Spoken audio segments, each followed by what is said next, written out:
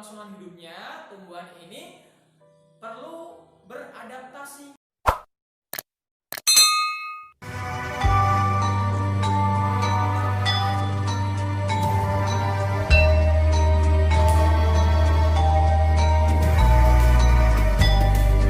Assalamualaikum warahmatullahi wabarakatuh. Selamat pagi anak-anak. Bagaimana?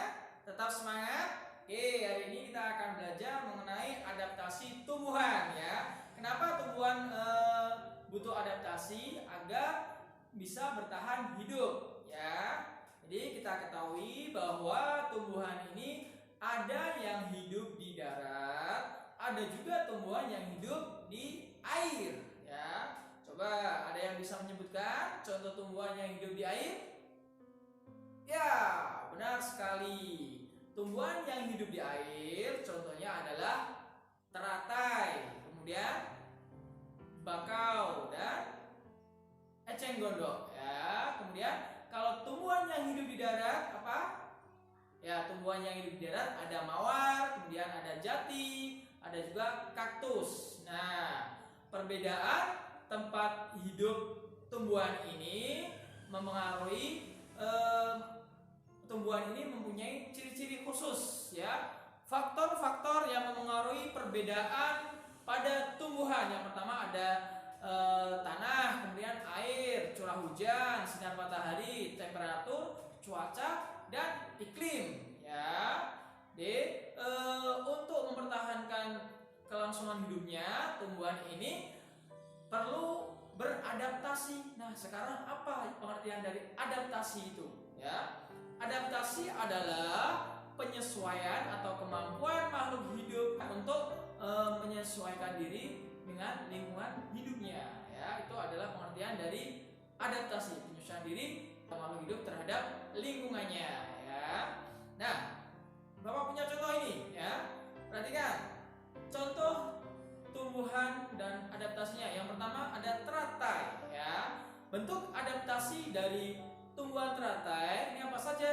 Yang pertama memiliki daun yang lebar, kemudian batang berongga dan akar yang banyak. Nah, memiliki daun yang lebar fungsinya untuk mempercepat proses penguapan, sedangkan batang berongga untuk menyimpan udara sehingga teratai bisa mengapung di air. Kemudian akar yang banyak ini berguna agar tubuh teratai tidak terbalik ketika di air ya. Nah, kemudian yang kedua, tumbuhan yang kedua ini eceng gondok. Eceng gondok bentuk adaptasinya sama dengan teratai ya. Berikutnya ada tanaman bakau. Tanaman bakau ini bentuk adaptasinya seperti apa? Nah, yang pertama memiliki akar yang panjang dan kuat.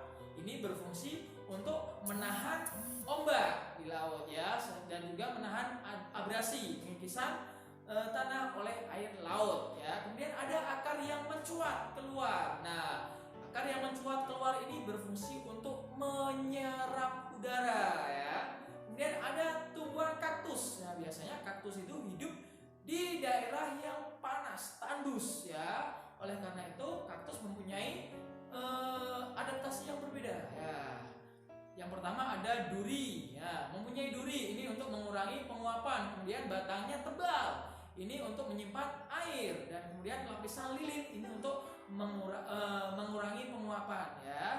Nah, tuh kemudian ada jati ya. Kita tahu bahwa tumbuhan jati ini punya adaptasi yang cukup unik ya, yaitu biasanya tumbuhan jati akan menggugurkan daunnya pada musim kemarau ya. Tuh. Kemudian tanaman mawar. Nah, bunga mawar ini bisa tumbuh di berbagai tempat, baik itu dataran tinggi maupun di dataran rendah. Nah, mawar ini memiliki bentuk adaptasi yaitu mempunyai duri. Nah, duri ini berfungsi untuk apa? Ada yang tahu?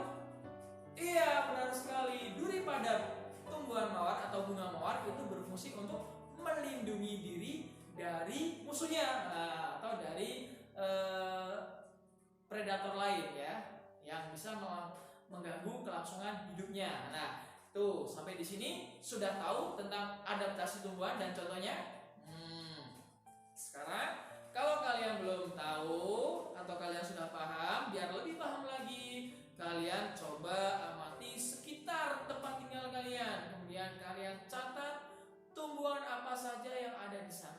kemudian kalian amati bagaimana adaptasinya ya. Tadi masih ingat pengertian dari adaptasi? Apa adaptasi tadi? Adaptasi adalah proses penyesuaian diri makhluk hidup terhadap lingkungan tempat tinggalnya. Oke? Sampai di sini dulu penjelasan dari Bapak. Kurang lebihnya mohon maaf. Assalamualaikum warahmatullahi wabarakatuh. Tetap semangat.